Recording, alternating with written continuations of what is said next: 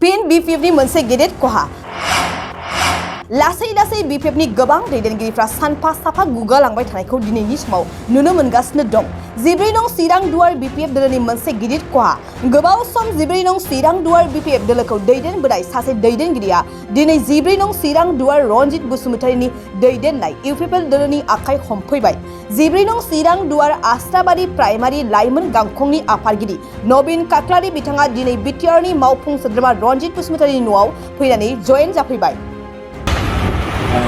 Reinanto Asabariyawहाय BPFनि call दङमोन खिन्थु UPL सरकार जानाय लोगो आसाबारियावहाय दिनै some 10% BPFआ कम्पानिनि न'खरनि जानानै बाखि BPFआव गैलिया रायजो राजाफ्रा खार'ना बेनो थांनाय 17 बोसोराव खाम्फा बरगयारिया गावनि न'खरनि मानसिनि अनगायै आसाबारियाव रावबो रायजो राजानि खामानिखौ मावखाया। इभेन आसाबारिनि गामिनि रायजोफ्रा दा दुब्लियावहाय माइ गायनानै गावनि थांना थानायनि राहा लामाखौ सिगांनि गायसनना लादों। बे माइ गायनायनि राहा लामाखौबो दिनैसिम फेहेर मोनसेबो 17 बोसोरावहाय खाम्फाया मावनानै होआखै। खिन्थु जोंनि प्रमद बर' बिथांनि दैदेननायाव आस्राबारि गामिनि 15टा गामिनि रायजोफोरनि हा गायनायनि देग्लाय जा केनेल बा दै दैखांनायनि राहा लामा इरिगेसन सिस्टेम बेखौ देग्लाय जों मावना होनो थाखाय जोंनिफ्राय सेंसन होनाय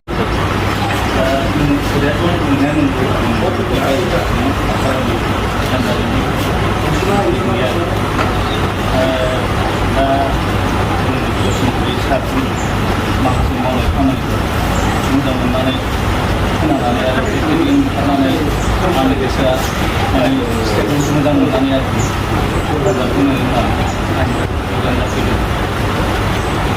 उनावहाय मा खालामो?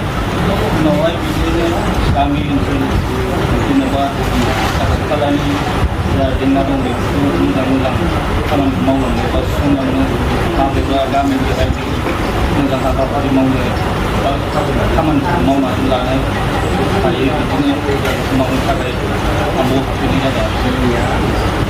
बाइक सालायनो मोजां मोनग्रा सुबुंफोरनि थाखाय मोनसे गोजोनथाव खौरां। जोबोद खम बेसेनावनो लननि गेजेरजों बाइक लानो हागोन। क'क्राझार जिल्ला सेरफांगुरियाव थानाय पंका एन्टारप्राइजआव मोनसे गोदान खाबु लाबोदों। फैगौ 30 आगस्तनिफ्राय 2 सेप्तेम्बरसिम पंका एन्टारप्राइजआव लन मेला खुंफुंगोन। बेनि गेजेरजों नोंथाङा बाजाज कम्पानिनि गुबुन गुबुन रोखोमनि गोदान बाइकफोरखौ जोबोद खम डाउन पेमेन्ट होनानैनो लनाव लानो हागोन। बारा नङा, गासै 10,000 डाउन पेमेन्ट होनानैनो नोंथाङा बाइकखौ मोनफुंनो हागोन।